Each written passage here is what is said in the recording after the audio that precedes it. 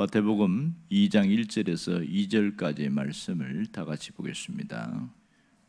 오늘은 별을 보고 바벨로니아, 그러니까 페르시아라고 할 수 있겠고요. 지금 현대라면 이란이나 이라크라는 지역인데 거기서 예루살렘까지 왔던 박사들의 이야기를 함께 보고 있습니다. 그 당시에 그 먼 거리를 걸어왔다는 것은 정말 대단한 일이라 할 수 있겠지요. 오늘 이 별을 보고 와서 유대인으로 왕으로 나시니가 어디 있습니까? 이렇게 묻는 일입니다. 만일 헤롯 왕가에 있는 사람들이 이 얘기를 들었을 때 어떤 생각을 했을까요? 굉장한 충격을 받았겠지요. 도대체 새로운 왕이 누가 태어난단 말인가? 지금 왕가에는 왕이 태어난 사람이 없는데 얼마나 소동을 했겠어요. 오늘 그 다음에 이어지는 얘기를 보면 예루살렘 전체가 엄청난 소동과 휘말림이 있었다는 것을 알 수 있습니다. 자, 여기서 한 가지 의문점은 뭐냐면 별에 대한 이야기인데 과연 별이 움직일 수 있느냐 하는 부분입니다. 별을 따라왔다 이렇게 얘기를 하고 있는데 일반 과학을 전체를 연구하는 사람들, 이런 사람들의 얘기 보면 그 별이라는 것이 하나의 큰 어떤 바위 덩어리, 운석과 같은 어마어마한 큰 덩어리로 되어 있고 그것이 움직인다는 것은 사실 생각하지 않습니다. 물론 별똥별이라고 해서 유성이 떨어져서 그냥 그렇게 하는 것은 움직이는 것처럼 보이지만 일반적으로 어떤 북극성부터 시작해서 북두칠성으로 있는 그런 별들은 거의 고정되어 있거든요. 그러니까 별이 움직인다 그럴 때는 아주 유치하다 이렇게 판단합니다. 실제로는 별이 하늘에 박혀 있어서 그 자리를 움직이는데 움직여봐야 자기 궤도를 이탈하지는 않거든요. 공전과 자전을 하면서 그렇게 움직일 정도지 우리가 말하는 어마어마한 이게 움직임이 없는데 왜 움직인다 이렇게 얘기했을까? 뭐 이런 얘기들을 합니다. 그렇다면 박사들은 그 별을 보고 왔다고 하는데 오늘 그 사람들도 정말 대단한 것 같아요. 그 거리가 얼마나 멉니까? 페르시아 지역 그 지역에서 아마 왔다고 했을 때에 1800km가 넘는 어마어마한 먼 거리거든요. 자, 별을 보고 왔다는 것은 낮에 온 것이 아니고 밤에만 이동을 했다는 겁니다. 물론 낮에 오면 한 4개월, 3, 4개월이면 올 수 있어요. 그런데 별을 따라오려고 하면 그 밤에 그 이동한다는 것 자체가 굉장히 힘들거든요. 그러니까 생명의 위협이 얼마나 큰지 알겠지요. 강을 건너야 되고 산을 넘어야 되고 또 그 오는 길이 거의 사막이 굉장히 많은데 그런 과정을 거치다 보면 정말 어려운 일입니다. 누가 신변의 안전을 보호해 줄 수 있는 것도 아니고 이렇게 오는 게 보통 일이 아니겠다. 어떻게 이렇게 목숨을 걸고 왔을까? 이런 의문점을 많이 갖게 되어집니다. 그렇다면 오늘 이 별에 대한 이야기를 좀 더 얘기하자면 이 별이 과연 어떤 별이냐는 겁니다. 오늘 우리는 성경을 읽어서 다 알고 있습니다. 하나님은 사실 이 별은 특별한 별이라는 것을 보여주셨고 전 딱 한 번 일어날 만한 일이었다는 것을 알 수 있습니다. 어쩌면 하나님이 이런 전체를 움직이시는 과정 속에서 별을 정말 움직일 수 있다 이런 가능성이 있습니다. 그러니까 예수님이 태어난 것을 분명히 보이기 위해서 일반 별보다는 훨씬 빛이 많이 났을 것이고 그 별의 이동 경로를 이 박사들을 인도하기 위하여 이동했다는 것을 알 수 있습니다. 나중에는 예루살렘까지 왔을 때에도 또 다시 이 별이 베들레헴까지 또 움직이는 것을 보고 그걸 보고 따라갔다 이렇게 얘기를 하거든요.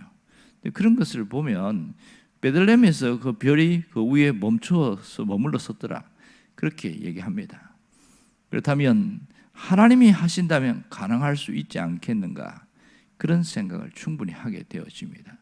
오늘 이 별에 대한 얘기, 그 다음에 박사들이 별을 따라온 그 얘기를 통해서 우리가 알 수 있는 사실이 무엇일까요? 이 별은 특별한 별이고 메시아가 태어난다는 것을 직접 증명해 주고 있다는 겁니다. 유대인들 중에서도 아마 전체를 연구한 사람들이 있었을 텐데 그들은 별로 큰 관심이 없었던 것 같아요. 저 멀리 박혀 있는 사람들이 가장 큰 관심을 갖고 있었던 것을 오늘 보여주고 있습니다. 그러니까 구원자이신 그분이 이 땅에 오시다는 것을 박사들을 통해서 다시 한번 보여주고 있고, 이 별이 하나님이 징조를 통하여 보여준 사실이라는 것을 우리가 알아야 됩니다. 오늘 역으로 생각하면 교회 안에서 자신이 별이 되려고 하는 사람들이 굉장히 많습니다. 세상적으로 이야기하면 한 자리 하려고 하는 사람도 있어요. 그래서 교회 안에 있는 직분을 꼭 어떤 자기 위치를 세우는 일로 그렇게 생각합니다. 그래서 요즘 권사 땄나? 장로 땄나? 이렇게 물어보고 그래요. 야, 참 그런 밖에서 얘기는 이해할 수 있는데 직분을 계급으로 생각하는구나. 그런 것들이 교회 안에 갖고 있는 사람들 가치관 중에서도 굉장히 많습니다. 그래서 자기들이 직분을 갖는 자체가 별이 되는 것으로 생각하고 그렇게 군림하는 그런 것들이 교회 안에 병폐로 작용하는 것들이 참 가슴 아프게 하고 있습니다. 교회 안에서는 언제나 주님이 높임 받아야 된다는 것은 압니다. 그러나 실상 현실을 보면 누군가가 존경을 받고 높임을 받는 경우들이 굉장히 많고 그것이 가슴 아프게 하는 일들이 정말 많습니다. 그래서 교회가 역기능 중에 하나가 분란이 일어나고 싸움이 일어나는 것은 바로 이러한 것 때문에 그렇지 않는가 생각을 합니다. 우리가 늘 생각해야 되는 것은 오직 교회 안에 별은 예수님밖에 없다는 것을 놓치지 말고 그것이 우리가 마지막까지 붙들어야 될 초심이다, 그런 생각을 합니다. 예수님이 교회의 스타가 되어야지, 인간이 스타가 되어지면 교회는 상당히 역기능적으로 흘러가게 되어지겠죠. 그러면 예수님이 스타가 되려고 하면 어떻게 해야 되냐? 나를 통하여 예수님이 드러나게 하는 그 일이 대단히 중요한 거지요. 그러니까 예수님은 저절로 드러나는 것이 아니라 나 한 사람 한 사람을 통해서 예수님이 나타나야 됩니다.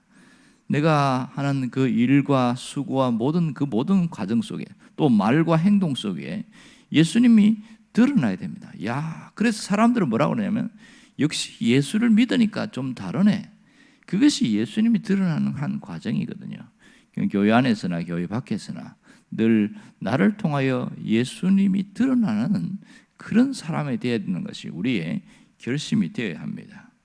정말 이 일을 위해서는 사실 그냥 되어지는 게 아니에요. 내가 없어지고 예수님이 드러나려고 하면 많은 고생과 수고를 감당해야 됩니다. 이 박사들이 자신이 어마어마한 출혈을 겪으면서 자신의 엄청난 생명의 위협과 또 여기까지 오는 동안에 얼마나 많은 돈을 경비가 많이 들었겠어요. 또 예물도 준비해오고 상당히 많은 어려움을 겪으면서 이 동방에서 여기까지 오는 그 박사들의 수고, 단 딱 하나의 목적은 그분에게 경배하기 위한 것, 그거밖에 없어요. 경배하고 그냥 돌아갔거든요. 그러니까 나를 통하여 예수님이 드러나려고 하면 많은 수고와 희생과 손해도 있다는 것을 알아야 됩니다. 그렇지 않으면 나타날 수가 없거든요. 예수님 때문에 참고 예수님 때문에 억울해도 견디고 예수님 때문에 자존심 상해도 견디고 그렇게 할 때 진정한 주님의 이름이 높여지게 되어집니다. 그럴 때에 하나님 우리에게 주시는 보상은 놀랍습니다. 하나님은 우리를 별처럼 빛나게 하신다는 사실입니다. 예수님을 드러내고 내가 감춰졌는데 결국은 하나님이 주신 보상은 더욱더 빛나는 존재로 세워나간다는 사실을 놓치지 말아야 됩니다. 오늘 우리가 어떤 결심을 해야 됩니까? 늘 예수님을 자랑하고 예수님을 드러내는 자로 살아가야 됩니다. 예수님을 자랑하고 예수님을 드러내기 위해서는 오늘 왕같은 제사장으로 세웠다는 그것을 우리가 잊지 말아야 됩니다. 우리를 누구로 세웠냐면 이 세상의 제사장으로 세웠습니다. 제사장이 하는 일이 뭡니까? 세상에 있는 죄를 끌어안고 하나님 앞에 나아가고 그래서 정화시키는 일을 하는 것이 제사장의 역할입니다. 그러므로 내가 지은 그 죄가 아니라 주변에 있는 혼탁하고 그렇게 타락한 그 세상에 대해서 끌어안고 하나님 앞에 제사장으로 나아갈 때에 그 직분을 감당하게 되어지고 결국은 나를 통하여 예수님이 드러나고 또 예수님을 그것이 자랑하게 되어지는 걸로 되어집니다.